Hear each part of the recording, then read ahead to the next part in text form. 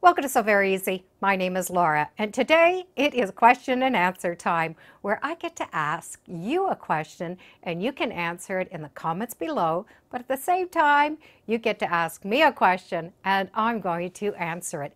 And one question that I have been asked is, what would be one of my favorite blocks to quilt? Now, there are many different block styles and many different blocks out there. We have log cabins, Ohio stars, and absolutely everything in between. But I would have to say the one quilt that I like to go to, and I've made it many times, is the Melon Block. The Melon Block definitely has some curved seams. It looks hard, but once you master those curved seams, two seams will give you one block. So it goes together quick and easy. It has a lot of impact and you can make it in many different styles. And I have made the Melon Block many times. I love to have it in just two main fabrics.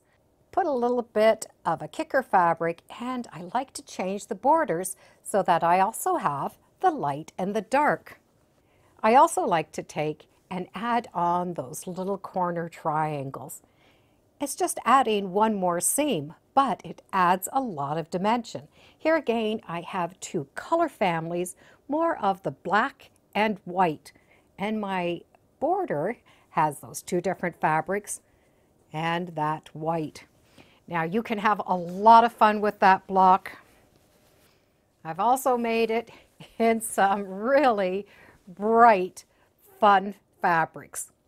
So the main fabric was one color and the rest were just yellows and oranges that I had in my stash. So I would have to say that is my favorite block to make. Many years ago, I did buy a template to do that block, and since then I have done it numerous times. Why do I like it? I really just don't know. It just seems to be something that I like to do. So what would be your go-to, your favorite quilt block to make?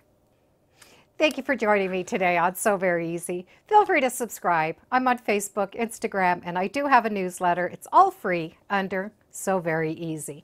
And be sure to make every day a sewtacular day. Bye for now.